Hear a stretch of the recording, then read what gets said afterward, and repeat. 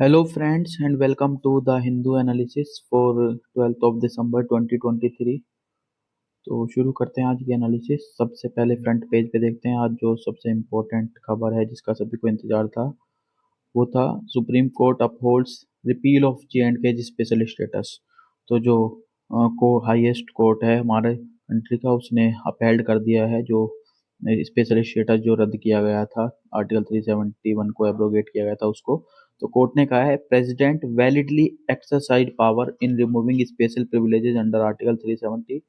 फिर साथ में ये बोला है कोर्ट ने कि it seeks restoration of statehood to J&K at the earliest and elections by September 30 2024। तो ये एक डेट दे दिया कि इससे पहले पहले इलेक्शन कराओ और स्टेटहुड को जो है वो रिस्टोर भी कीजिए। और फिर साथ ही साथ जो डिसीजन था to carve out the union territory of Ladakh उसको भी वैलिड बताया है, और ये टॉप कोर्ट ने ये बोला है। तो जो हमारे प्राइम मिनिस्टर हैं उन्होंने बोला है कि ये जो डिसीजन है जो हाईएस्ट कोर्ट का, it is historic and one that in its profound wisdom has fortified the very essence of unity that we as Indians hold dear and cherish above all else। ठीक है, तो ये उन्होंने बोला है। एक बार हाईलाइट देख लेते हैं क्या क्या रहा है कि टेक अवाइज में बताया है डिस्कशन में। तो यहाँ पे जो है सुप्रीम कोर्ट ने ये बोला है कि it's verdict on abrogation of J&K में स्पेशल में क्या क्या बोला है, स्पेशल स्टेटस का जो एब्रोगेट किया था उसके रिगार्डिंग। तो उन्होंने बोला है सबसे पहले तो कि Jammu and Kashmir does not have any internal sovereignty different from other states and its status under Article 370 is only a form of asymmetric federalism। तो उसको ये बताया कि सिर्फ एक asymmetric form of federalism था, उससे अलावा कुछ नहीं था और कोई ऐसा उसकी अपनी इंटरनल सोवरेनिटी नहीं थी। फिर साथ में ये भी बोला है कि फ्रॉम इट्स हिस्टोरिकल कॉन्टेक्स्ट से अगर देखेंगे तो it is clear that article 370 is only temporary provision. ये बहुत इंपॉर्टेंट बात है कि अगर आप देखेंगे तो कभी भी आर्टिकल 370 को परमानेंट स्टेटस कॉन्स्टिट्यूशन में नहीं दिया हुआ था, वो एक टेम्परेरी प्रोविजन ही था। तो president in exercise of power under article 370 clause 3 can unilaterally issue a notification that article 370 ceases to exist. उन्होंने बोला कि बिल्कुल प्रेसिडेंट को पावर है कि वो इशू कर सकते थे, यूनिलेटरली भी एक नोटिफिकेशन इशू कर सकते थे। और जब कॉन्स्टिट्यूएंट असेंबली डिसॉल्व हो चुकी थी तो it did not affect the president's power to declare it inoperative. तब भी जो है उसको इनफेक्टिव नहीं बनाती है, उसकी पावर को इनऑपरेटिव नहीं बनाती है। उस सर्कमस्टेंस में भी जो है प्रेसिडेंट अपनी पावर जो एक्सरसाइज कर सकती है, कर सकते हैं। ठीक है ना। Yes. Next is BJP springs a surprise picks Mohan Yadav as new MP CM. तो मध्य प्रदेश के नए सीएम जो बने हैं वो बने हैं उज्जैन दक्षिण वाली सीट से जो एमएलए थे मोहन यादव जी, उनको जो है लेजिस्लेटर पार्टी का लीडर और जो नेक्स्ट चीफ मिनिस्टर बनाया मध्य प्रदेश का। तो जो शिवराज सिंह चौहान जी का एरर था उसको थोड़ा सा खत्म किया गया और नया चेहरा जो है वो लेके आए हैं। साथ ही साथ ध्यान रखना कि डिप्यूटी चीफ मिनिस्टर दो बनाए गए हैं, एक तो मल्हारगढ़ के एमएलए जगदीश देवदा जी और जो रेवा के एमएलए हैं राजेंद्र शुक्ला जी, उनको। साथ ही साथ आपको ये भी याद रखना है जो फॉर्मर यूनियन मिनिस्टर थे नरेंद्र सिंह तोमर जी, उनको जो है अगला असेंबली स्पीकर चूज किया गया है। ठीक है, तो आगे देखते हैं क्या इम्पोर्टेंट है। एडिटोरियल पे ही चलते हैं, वहीं कुछ इम्पोर्टेंट है। Yes, ominous anti federal supreme court J&K verdict has imperilled the rights of the state. तो जो आज का एडिटोरियल है वहाँ पे जो ऑथर हैं उन्होंने इसको जो डिसीजन है उसको एंटी फेडरल बताया है। ठीक है ना, वो देखते हैं। तो ये पर्सनल व्यूज हैं अपने, तो जरूरी नहीं है कि हमारे और उनके व्यू सबके मिले, लोगों के व्यू डिफरेंट हो सकते हैं। तो आप इसको उसी कॉन्टेक्स्ट में लीजिए कि जस्ट एक एडिटोरियल है और ऑथर के क्या व्यूज हैं वो सारे यहाँ पे बताए गए हैं। ठीक है ना। तो ऑथर के अकॉर्डिंग ये है कि ये जो डिसीजन आया है, ये जो अपहोल्ड किया उन्होंने एब्रोगेशन को आर्टिकल 370 को, उसको it represents not merely judicial reference deference but a retreat from the courts known positions on federalism democratic norms and the sanctity of the legal processes. तो इसको ऑथर ने ये बताया है कि सिर्फ यही नहीं कर रहा कि सिर्फ जुडिशियल डेफरेंस ही नहीं है, ये एक कोर्ट की जो पोजीशन थी फेडरलिज्म डेमोक्रेटिक नॉर्म्स और लीगल प्रोसेस उससे थोड़ा सा रिट्रीट होते हुए दिखाई देती है। उसके बाद ऑथर ने भी बोला कि it is also a verdict that legitimises the subversion of federal principles fails to appreciate historical context and undermines the constitutional procedure. तो ये सारी चीजें ऑथर ने यहाँ पे बोली है। ऑथर के अकॉर्डिंग ये है कि जो मोस्ट पोटेंट अटैक हुआ है फेडरल प्रिंसिपल्स पे, it is the court's unconscionable conclusion that parliament while a state is under president rule can do any act legislative or otherwise, and even one with irreversible consequences on behalf of the state legislature। मतलब यही है कि अगर कोई state legislative power में नहीं है, president rule लगा है, तो पार्लियामेंट अपनी मर्जी से वो चाहे कुछ भी कर सकती है, और कुछ ऐसे प्रोविजंस भी कर सकते हैं जो कि इरिवर्सिबल कॉन्सिक्वेंसेज जिनके होने वाले हैं। मतलब सेंट्रलाइज ज्यादा पावर दिखाई देती है। तो this alarming interpretation comes close to undermining a basic feature of the constitution as enunciated by the court itself and may have grave implications for the rights of states। तो जो states के rights हैं, जो उनका federal structure में जो उनके powers हैं, वो खतरे में बताए हैं ऑथर ने। permitting a range of hostile and irrevocable actions in the absence of an elected body। कि अगर absence है elected body की, मतलब state legislature की, तो उस condition में जो है irrevocable actions भी जो है वो कर सकती है सेंटर। ठीक है ना, एक तरह से परमिशन मिल गई है उसको, इस तरह ये कहना चाहते हैं। फिर ऑथर ने भी बोला कि ultimately the court ruled that parts of the August 5 order were unconstitutional as they in effect amounted to amending article 370 itself which was impermissible. तो कोर्ट ने ये जरूर कहा है कि कुछ पार्ट जो अगस्त 5 के ऑर्डर के थे वन कॉन्स्टिट्यूशनल थे, लेकिन इन अ peculiar twist it held the consequential notification August 6 declaring article 370 as valid। लेकिन जो अगस्त 6 का ऑर्डर था उसको उसने जो है वैलिड बताया है, and that the president was empowered to do so even without the legal underpinnings of the previous day's notification that sought to bolster the validity of the action। कि अपने जो प्रीवियस डे के notification थे उसके उसको मतलब एक तरह से अंडरमाइन करते हुए भी उन्होंने जो है उस ऑर्डर को एक तरह से लीगल दिया है। फिर ऑथर ने ये बोला कि जो कोर्ट ने रीजन दिया था कि constitution of India has been applied incrementally from time to time even after the constituent assembly dissolved in 1957। क्योंकि ये दिया उन्होंने जस्टिफिकेशन कि अगर आप देखें कॉन्स्टिट्यूएंट असेंबली डिसॉल्व तो 1957 में हुई, लेकिन उसके बाद भी जो है जो कॉन्स्टिट्यूशन के प्रोविजंस हैं वो अप्लाई किया गया है कई बार उसमें स्टेट में, and that the removal of special status is nothing but the culmination of the process of integration. और कोर्ट ने ये भी बोला है अपने जस्टिफिकेशन में कि जस्ट ये अगर देखें आप जो ये मतलब एब्रोगेशन हुआ है वो जस्ट एक कल्मिनेशन हुआ है उस प्रोसेस का जो इंटीग्रेट करने की कोशिश की जा रही थी स्टेट को।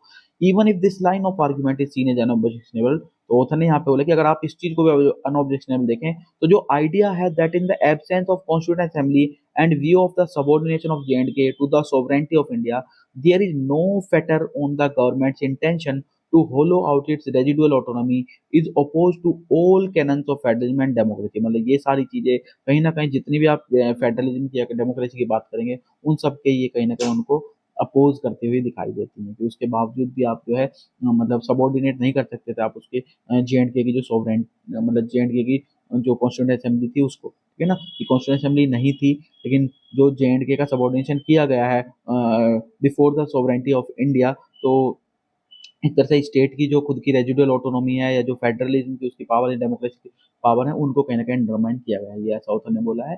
फिर ऑथर ने बोला जो court's failure to give its ruling on whether the constitution permits the reorganisation of J&K into two UTs is an outstanding example of judicial invasion.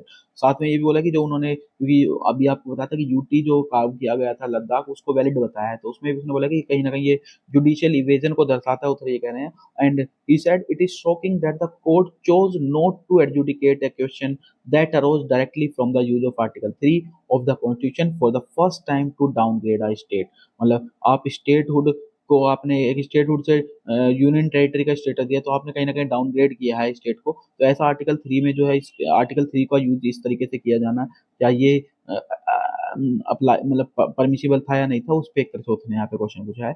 It is questionable whether a mere assurance of remedial measure can impart validity to any action. और साथ ही साथ उसने ये भी बोला है कि जो कोर्ट ने कहा है कि जो सॉलिसिटर जनरल उन्होंने बोला था कि हम स्टेटहुड को जो रिस्टोर कर देंगे, तो क्या जो ये रिमेडियल मेजर जो सिर्फ एक एश्योरेंस दी गई है, क्या उससे कोई एक्शन जो है वैलिडिटी तय हो जाएगी या नहीं हो जाएगी। फिर साथ ही साथ कोर्ट जो है the court upheld the carving out of Ladakh as a separate duty. On this point, the verdict is an invitation to the union to consider creation of new UTs out of parts of any state। तो उसको ने इस तरह से बोला कि इस तरीके से तो सेंटर को एक तरह से आपने अल्टीमेट पावर दे दिया और बहुत ज्यादा पावरफुल बना दिया कि आप किसी भी स्टेट में से जो है एक यूटी को कार्व आउट करके आप यूटी बना दीजिए, आप नए नए यूटी बना सकते हैं।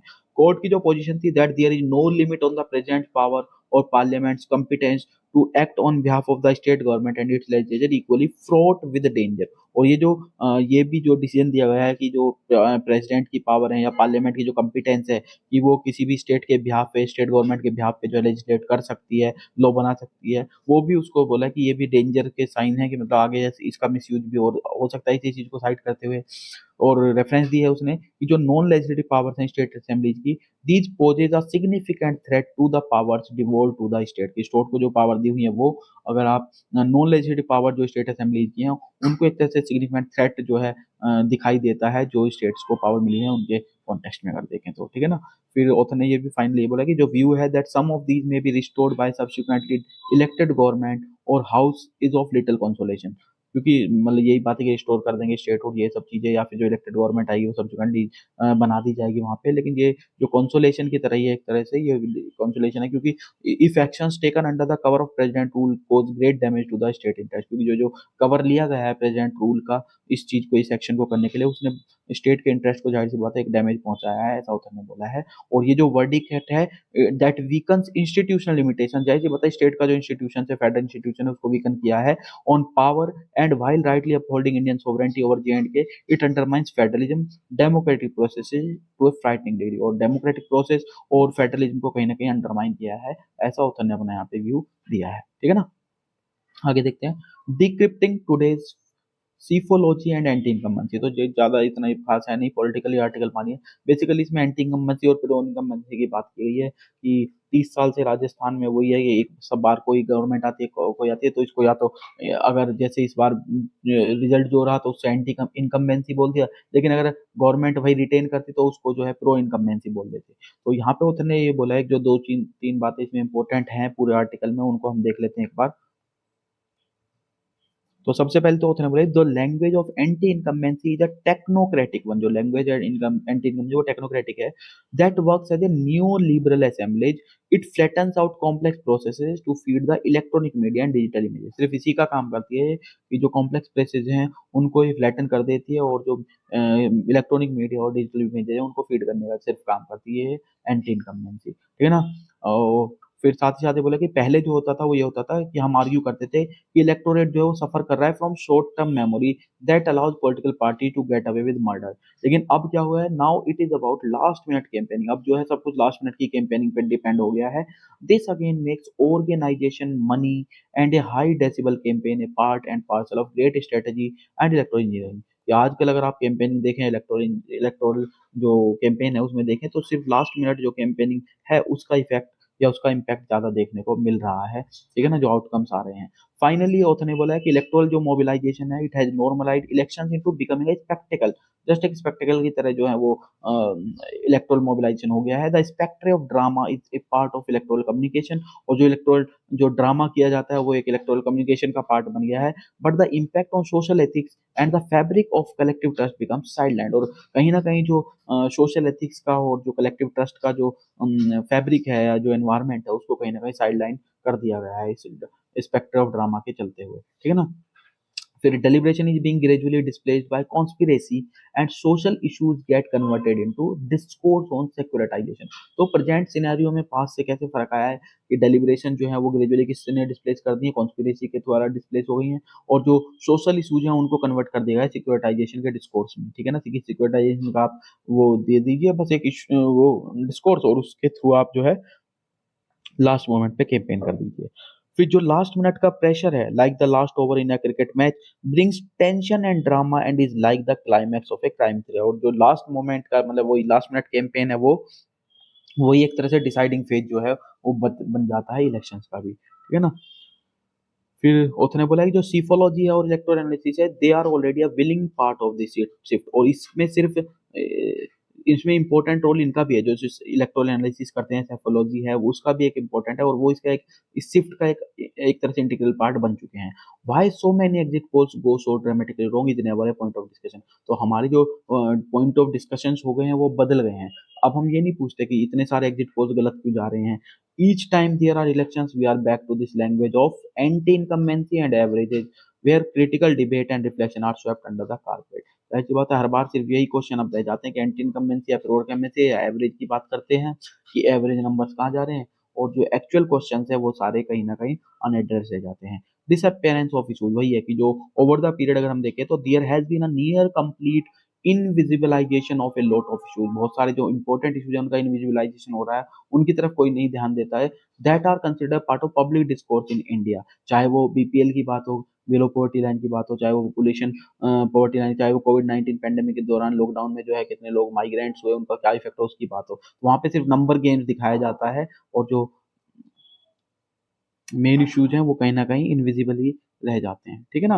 तो फाइनली कंक्लूड यही किया है, it is this technocratic invisibilisation that has become the root and source of hyper nationalism and the freshly minted fantasy of becoming a Vishnu Guru। तो फाइनली इसके साथ ऑथर ने यहाँ पे कंक्लूड किया है, harvest the Odisha story to ensure a food security. Author ने यहाँ पे बहुत ही अच्छा आर्टिकल है फूड सिक्योरिटी के लिए। ऑथर ने ये बताया कि ओडिशा जो है अगर आप देखेंगे तो एक सिचुएशन फेस कर रहा था जहाँ पे वनरेबल थी, वहाँ पे फूड सिक्योरिटी नहीं थी, हंगर था, बहुत ज़्यादा पुअर था। लेकिन अब अगर आप देखेंगे तो उसका ट्रांसफॉर्मेशन देखने लायक है, और ऐसे एज ए लेसन और एज ए रोल मॉडल उसको जो है देखेंगे तो जो फूड सिक्योरिटी वाला इशू है उसको एड्रेस किया जा सकता है। ओडिशा ट्रांसफॉर्मेशनल जर्नी जो है it is cited as a model for creating food security and that is built around the equity and sustainability. तो इसके अराउंड ये बना हुआ है। ठीक है ना। तीन स्पेसिफिक थीम्स जो हैं बेसिकली इसमें जो स्टोरी है वो तीन थीम पे बेसिकली बेस्ड है। पहला जो है वो थीम है एग्रीकल्चर ट्रांसफॉर्मेशन, कि एग्रीकल्चर में ट्रांसफॉर्मेशन किया गया है। जो ओडिशा था वो इंपोर्ट करता था राइस का, ठीक है ना, प्री 2000 अगर हम देखें तो। लेकिन 2022 में अगर आप देखें तो वहाँ पे जो प्रोडक्शन हुआ है वो हुआ 13.606 million tonne of food grain, और हाईएस्ट प्रोडक्शन ऑन रिकॉर्ड ये रहा है। तो ये देख सकते हैं एग्रीकल्चर में ट्रांसफॉर्मेशन है। फिर जो एवरेज राई यील्ड है, जो बेसिकली क्योंकि राइस ओडिशा का मेन क्रॉप है, वो भी देखो आप पिछले 2 दशकों में 20 सालों में जो ट्रिपल हो गई है। तो जो राइस यील्ड है वो बढ़ा है, ट्रिपल हो गया है। जो कालाहांडी डिस्ट्रिक्ट है जिसको लैंड ऑफ हंगर बोला जाता था, लेकिन आज अगर आप देखें तो उसको जो है उड़ीसा का राइस बाउल बोला जाता है। तो एग्रीकल्चर में सारे से सारे पॉइंट जो है तीनों के तीनों ये उड़ीसा के जो एग्रीकल्चर में ट्रांसफॉर्मेशन किया है उसको दर्शा रहे हैं। प्रोडक्शन, जो यील्ड है पर हेक्टेयर वो, और जो डिस्ट्रिक्ट थे जो पहले लैंड ऑफ हंगर थे वो आज की डेट में राइस बाउल के नाम से जाना जा रहा है। ठीक है ना। जो फोकस है वो बेसिकली ये जो चेंज लाया गया है इसके लिए जो बेसिकल रीजन है वो ये है कि जो फोकस था वो किया है गवर्नमेंट ने स्मॉल और मार्जिनल फार्मर्स पे, उनकी इनकम को बढ़ाने पे ध्यान दिया है, और इससे जो है डायरेक्टली कंट्रीब्यूट किया है strengthening their food security and creating resilient livelihood. तो कहीं ना कहीं डायरेक्टली इन चीजों से उन्होंने उन चीजों को अचीव कर पाए हैं। ठीक है ना। और जो फ्लैगशिप स्कीम्स है उनका इंप्लीमेंटेशन बहुत अच्छे से हुआ, जैसे कि एक स्कीम है कादिया, आपने सुना होगा, ये कई बार पूछी भी जा चुकी है कादिया, कृषक assistance for livelihood and income augmentation scheme. ये कादिया स्कीम ओडिशा के ध्यान रखेंगे। And disseminating scientific crop management practices through conventional and digital extension have increase the non paddy crop cultivation. तो ऐसा नहीं है कि पैडी का ही कल्टीवेशन बढ़ा है, साथ साथ नॉन पैडी की जो क्रॉप्स है उनका कल्टीवेशन भी बढ़ा है। और जो और स्कीम है जैसे कि ओडिशा मिलेट मिशन है, इसने देखो डाइवर्सिफाई किया है बहुत सारा जो क्रॉप्स है उनको, क्लाइमेट रेजिलियंस को भी प्रमोट करने में हेल्प की है। जो दूसरा पिलर है वो है रेजिलियंस और सस्टेनेबिलिटी। तो पहला पहला था एग्रीकल्चर ट्रांसफॉर्मेशन, दूसरा है रेजिलियंस और सस्टेनेबिलिटी। तो ज्योग्राफिकल लोकेशन देखें अगर हम उसकी, और फिजिकल कंडीशन देखें तो वो एक पर्टिकुलरली वल्नरेबल कैटेगरी में आता है due to climate change effects की वजह से। ठीक है ना। लेकिन ओडिशा ने जो है प्रोएक्टिवली डेवलप किया है comprehensive climate change action plan in concerns को एड्रेस करने के लिए, जिसमें उन्होंने कई सारे सेक्टर्स को कवर किया है, जैसे एग्रीकल्चर है, कोस्टल जोन प्रोटेक्शन है, एनर्जी है, फिशरीज एनिमल रिसोर्सेज है, फॉरेस्ट है, हेल्थ है, इंडस्ट्रीज है, माइनिंग है, ट्रांसपोर्ट है, अर्बन और वाटर रिसोर्सेज है। तो इन सबको जो है कहीं ना कहीं उन्होंने कवर किया है, इन सब में सुधार किया है। और जो अप्रोच ये बेसिकली रही है टुवर्ड दिस क्लाइमेट रेजिलियंस, वो डेवलप की गई है फ्रॉम द बॉटम अप। जो हम पहले टॉप डाउन अप्रोच जो प्रेफर करते थे उसको कहीं ना कहीं चेंज करके बॉटम अप अप्रोच को जो है वो जो क्रॉप वेदर वॉच ग्रुप है, it conducts weekly meetings, sees fields visit by officers and has video conference to monitor the crop programme. तो ये सारे इनिशिएटिव चलाए गए हैं, इंप्लीमेंटेशन अच्छे से किया है। फिर क्रॉप प्लानिंग जो है वो डिस्ट्रिक्ट लेवल पे भी की गई है, और वहाँ पे उसको जो ऑफिशियल्स एंड डिपार्टमेंट है वो वहाँ पे देखते हैं उसको। जो फार्मर्स हैं वो अडॉप्ट कर रहे हैं क्लाइमेट रेजिलिएंट कल्टीवेशन प्रैक्टिसेस को, साथ ही साथ इंक्लूड करें इंटीग्रेटेड फार्मिंग को, zero input based natural farming को प्रमोट किया जा रहा है, नॉन पैडी क्रॉप्स को जो है देखा जा रहा है, वहाँ पे उनको डाइवर्सिफाई किया जा रहा है क्रॉप्स को, बेटर वाटर मैनेजमेंट किया जा रहा है, वाटर सेविंग डिवाइसेज यूज किए जा रहे हैं, ई पेस्ट सर्विलांस किया जा रहा है, large scale farm mechanisation use किया जा रहा है, women friendly, drudgery reducing farm implement. तो ये सारे चेंजेस है जिनकी वजह से ये सफल हो पाए हैं। जो तीसरा पिलर है वो है सोशल प्रोटेक्शन, जो कंसिस्टेंट इंप्रूवमेंट की गई है एग्रीकल्चर सेक्टर में। It has made Odisha A surplus state for paddy production. तो पैडी प्रोडक्शन के लिए तो उसने सरप्लस स्टेट बना ही दिया, मैं अभी प्रोडक्शन बताया था आपको। साथ ही साथ जो पार्टनरशिप की गई है यूनाइटेड नेशंस के वर्ल्ड फूड प्रोग्राम के साथ स्टेट गवर्नमेंट ऑफ ओडिशा ने, स्टेट ने, उसमें भी काफी सारा इनोवेशन देखने को मिला for pilots on improving food and nutrition security scheme. तो इनोवेशन के थ्रू जो है इन स्कीम्स को जो इंप्रूव किया गया है। जो वर्ल्ड फूड प्रोग्राम का है, it collaborate with the government of Odisha on its food security, livelihood and climate adjustment. तीनों इनिशिएटिव उसमें जो उसके साथ कोलैबोरेशन किया है। और ये हमने जैसे बताया कि ये ओडिशा जो है एक यूनिक डेवलपमेंट मॉडल प्रेजेंट करता है दूसरी स्टेट्स के लिए भी,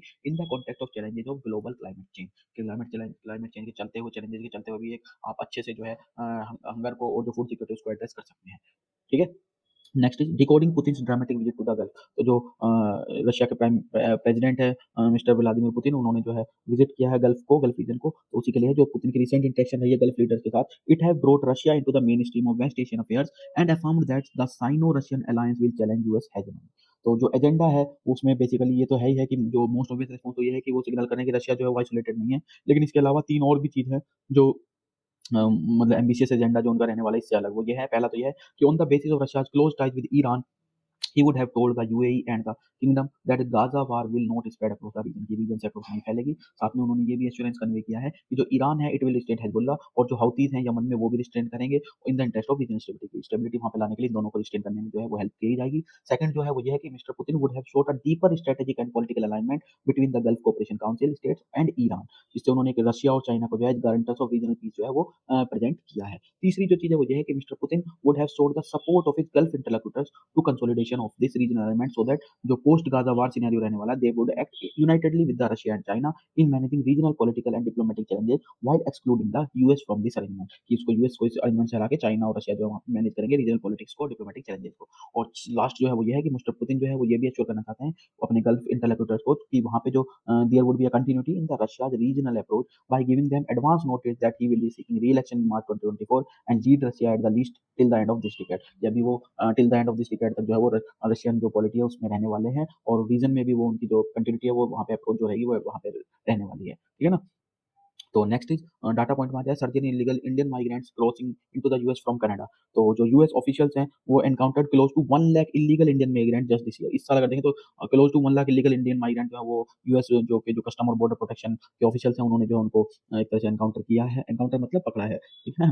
तो ये डाटा अगर आप देखें तो ये अगर एक डिकेड पहले की बात करें तो कुल 1500 इंडियन जो इलीगल माइग्रेंट्स होते थे जो कि स्टॉप किए जाते हैं बाय यूएस बॉर्डर अथॉरिटी। लेकिन अगर देखें तो जो 2019 में ये मार्क 10,000 तक पहुंच गया था। फिर 2020 से देखें तो कंटिन्यूअसली राइज कर रहा है, और अभी हमने बताया था 2023 में लगभग 96,917 जो है इलीगल माइग्रेंट जो है वो डिटेन किए हैं यूएस अथॉरिटीज ने। तो इन जनरल अगर देखें तो मोस्ट इलीगल बॉर्डर क्रॉसिंग जो है वो रिपोर्ट होती है साउथ वेस्ट बॉर्डर से, जो यूएस मैक्सिको का बॉर्डर है। लेकिन 2023 में अगर देखें तो 77% जो ऑल इलीगल माइग्रेंट सेंटर के यूएस से वो एप्रीहेंड किए हैं साउथ वेस्ट बॉर्डर से, जिसकी हमने बात करी थी। और जो नॉर्दर्न बॉर्डर है जो कनाडा के लोग वहां से जो है रफली सिर्फ 6% जो है वो इलीगल माइग्रेंट जो है वो डिटेन किए गए हैं विद, ठीक है ना। फिर अनडॉक्यूमेंटेड इंडियंस की बातें जो एंटर कर रहे हैं through northern border of increase, वो जो पहले लेस देन 100 हुआ करते थे 2014 में, वो लगभग 30,000 तक पहुंच गए 2023 में। तो वहां भी इंक्रीज देखने को मिला है। नेशनलिटी वाइज की भी कंपैरिजन किया है तो एब्सोल्यूट टर्म्स में देखें तो सबसे ज्यादा मेजॉरिटी जो इलीगल माइग्रेंट्स थे वो मैक्सिको से थे। लेकिन अगर कंट्री का शेयर देखें टोटल लीगल माइग्रेंट्स में तो वो जरूर ड्रॉप हुआ है मैक्सिको का। लेकिन इंडिया का देखें तो डिस्पाइट सर्च की वजह से जो इंडिया का शेयर है टोटल में देखें वो केवल 3% है ऑफ ऑल इलीगल माइग्रेंट, वो जो कि ट्राई कर रहे हैं बॉर्डर को क्रॉस करने के लिए। ठीक है ना। जो मेजोरिटी ऑफ इंडियंस है जो एप्रीहेंड किए गए हैं बॉर्डर फोर्स के द्वारा वो या तो सिंगल एडल्ट होते थे, और जो लेकिन अभी ये है कि जो नंबर ऑफ माइनर्स हैं जो ट्राई कर रहे थे क्रॉस करने के लिए बॉर्डर, उनका नंबर अभी बढ़ता हुआ दिखाई देता है। ठीक है ना। और लास्ट में लिखा है कि जो number of illegal Indian migrants है जो यूएसए बाय डेमोग्राफी है उसमें एक ब्रेकडाउन देखने को जरूर मिल रहा है। ठीक है ना। आगे देखते हैं तो can Bihar increase its reservation pool. तो जो बिहार में दो एक्ट एक्चुअली पास किए गए थे जब कास्ट सेंसस हुआ था, उसके बाद बिहार ने दो एक्ट जो है दो मतलब अमेंडमेंट किए थे, उनको फिर लॉ बना दिया गया, जिसके थ्रू जो है 50% की जो सीलिंग थी उसको ब्रीच करके 60% में पहुंचाया था। तो क्या ये किया जा सकता है नहीं, उसके रिगार्डिंग ये बात है। तो नवंबर 17 को जो गवर्नर के बिहार थे उन्होंने दो लॉ का अप्रूवल दिया था, जिससे जो क्वांटम था रिजर्वेशन का जॉब्स में, स्टेट में और एजुकेशन में, वो स्टेट में 75% तक बढ़ा दिया गया था, जिसमें कि 20% जो थे वो शेड्यूल कास्ट थे, 2% शेड्यूल ट्राइब थे, 18% ओबीसी के लिए, और 25% जो है एक्सट्रीमली बैकवर्ड क्लासेस के लिए थे, और 10% जो है ईडब्ल्यूएस सेक्शन के लिए दिया गया था। तो जो सुप्रीम कोर्ट है उसने हिस्टोरिकली ये मेंटेन किया हुआ था कि जो रिजर्वेशन है चाहे वो जॉब्स में हो या एजुकेशन में हो वो एक्सीड नहीं करेगा 50% ऑफ द टोटल सीट, मतलब 50% की लिमिटेशन लगा रखी थी। लेकिन ऐसा नहीं है कि पहली बार हुआ है, बिहार ने पहली स्टेट बनी है, ये लिमिट जो है ऑलरेडी ब्रीच कई बार हो चुकी है, पहले भी हुई है। क्योंकि अगर आप देखें तो even excluding the EWS quota जो छत्तीसगढ़ में 72% तक रिजर्वेशन है, तमिलनाडु में 69% है अंडर 1994 एक्ट जो कि 9th शेड्यूल में प्रोटेक्ट भी है, और कुछ नॉर्थ ईस्टर्न स्टेट्स हैं जैसे कि अरुणाचल प्रदेश, मेघालय, मिजोरम, नागालैंड वो 80% है उनमें अगर आप देखें रिजर्वेशन। वहीं पे लक्षद्वीप जो है उसमें 100% जो रिजर्वेशन है वो शेड्यूल ट्राइब्स के लिए है। तो ऐसा नहीं है कि पहला स्टेट है बिहार, ठीक है ना। तो अभी क्या ऑप्शन है, तो चीफ मिनिस्टर जो है नीतीश कुमार उन्होंने एक्सप्रेस किया है कि on the he expressly stated on the floor of the house that the intent is to increase the quantum of reservation in view of the result of caste census की जो last caste census हुआ है उसमें जो extremely backward classes के number से ज्यादा देखने मिले, उसको देखते हुए जो है ये रिजर्वेशन जो है जो लिमिट है उसको ब्रीच करने की बात की और जो रिजर्वेशन है उसी को देखते हुए बढ़ाया गया है। तो ये जो है एक्सप्लेनेशन दिया गया है एक तरह से, ठीक है ना। What are FSB's concerns about the crypto assets intermediate. तो लास्ट मंथ जो है फाइनेंशियल स्टेबिलिटी बोर्ड ने जो है अपनी लेटेस्ट रिपोर्ट पब्लिश करी थी on crypto asset intermediate which shot measures to enhance cross border cooperation and information sharing among local authority. उसने बोला था कि जो लोकल अथॉरिटीज हैं वो एक दूसरे के साथ क्रॉस बॉर्डर कोऑपरेशन करें और साथ साथ इन्फॉर्मेशन शेयर करें ताकि जो क्रिप्टो असेट्स हैं उनको कंट्रोल किया जा सके। फिर मल्टी फंक्शनल जो क्रिप्टो असेट है इंटरमीडिएट हैं दे आर इंडिविजुअल फर्म्स और groups of affiliated firms that offer a range of crypto based services products and functions which primary revolve around the operating of the trading platform. ये आपको इनकी सिर्फ definition याद रखनी है कि multi functional crypto asset intermediate क्या होते हैं, ठीक है ना। फिर साथ में से ये भी बोला कि जो पुअर रिस्क मैनेजमेंट है जो रिपोर्ट है वो ये कहती है it may make it easier for insiders to engage in misconduct that magnifies MCI vulnerability. जो आपकी multi function crypto asset intermediate है उनको कहीं ना कहीं वल्नरेबल बना देगा ये जो अगर रिस्क मैनेजमेंट पुअर रहेगा तो, ठीक है ना, क्योंकि इनसाइडर्स जो है वो ज्यादा एंगेज हो जाएंगे उसमें तो उसको कंट्रोल करने की ज्यादा जरूरत है, ये यहाँ पे बताया गया है, ठीक है ना। आगे है understanding web browsers how do they work. तो सबसे पहले तो वेब ब्राउजर्स का बताया कि वेब ब्राउजर होते क्या हैं। तो फंडामेंटली जो वेब ब्राउजर होते हैं, ब्राउजर बेसिकली क्या होता है, browser is an application that people use to send and receive message via the internet. तो ब्राउजर आपने देखा गूगल ब्राउजर है आपका, ये सारे ब्राउजर है जो बेसिकली कुछ इन्फॉर्मेशन भेजने के या रिसीव करने के काम आते हैं। तो इसकी हिस्ट्री भी बताई होता है कि 1990 में जो इंग्लिश कंप्यूटर साइंटिस्ट है टिम बर्नर्स ली उन्होंने सबसे पहले कॉन्सेप्ट इंट्रोड्यूस किया वर्ल्ड वाइड वेब का, और इसी नाम से जो है पहला वेब ब्राउजर भी जो है डेवलप किया था वर्ल्ड वाइड वेब। तो ये ध्यान रखना है। तो फिर उसके बाद 2000 में जो है इंटरनेट एक्सप्लोरर आ गया हमारा, ठीक है ना। फिर 2005 में 4-5 में जो है हमारा मोजिला फायरफॉक्स आया। उसके बाद 2008 में आपको सभी को पता है गूगल ने अपना जो है गूगल क्रोम लॉन्च किया है, और उसके बाद और भी ज्यादा है जैसे एप्पल का सफारी है, माइक्रोसॉफ्ट का एज है, मोजिला का फायरफॉक्स है, ये सारे, ठीक है ना। ब्राउजर के अंदर क्या चीज होती है, तो ब्राउजर के अंदर बेसिकली 4-5 कंपोनेंट्स होते हैं। पहला जो कंपोनेंट होता है वो होता है रिक्वेस्ट एंड रिस्पॉन्स कंपोनेंट, ठीक है ना। तो इनको बस बेसिकली ध्यान रखें क्या क्या होते हैं। पहला होता है रिक्वेस्ट एंड रिस्पॉन्स कंपोनेंट।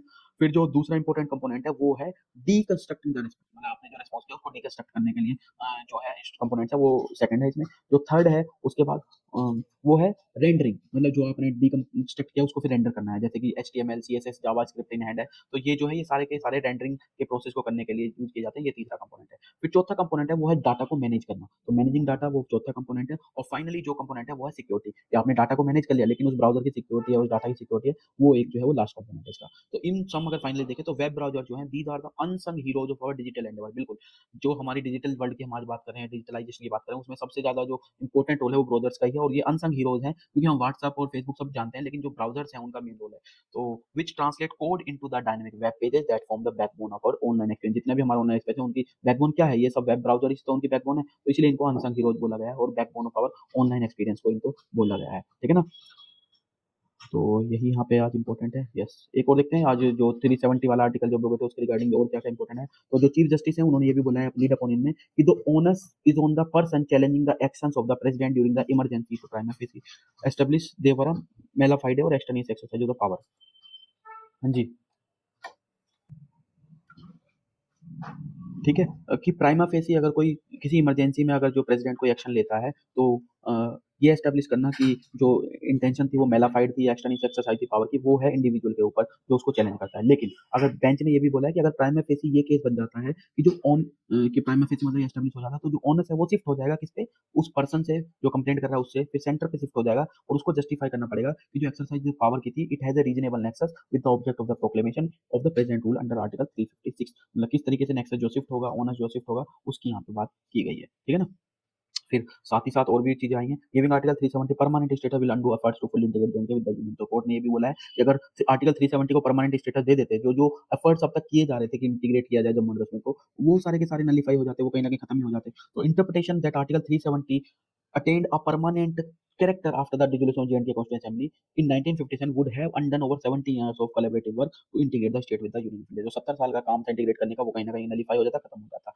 फिर साथ में ये भी बोला है कोर्ट ने कि जो प्रेसिडेंट है the power to issue notification declaring that article 370 ceases to operate without the recommendation of the constitution assembly. The continuous exercise of power under article 371 by the president indicates that the gradual process of constitutional integration was ongoing। The declaration issued by president under article 370 clause 3 was a culmination of the process of integration and as such is a valid exercise of power। जो power ये 373 में exercise की वो एक culmination है उस process का जो चल रहा था, और बिल्कुल वो वैलिड एक्सरसाइज है, वो अपनी पावर को एक्सरसाइज कर सकते हैं। तो ऐसा यहाँ पे जजमेंट दिया गया है।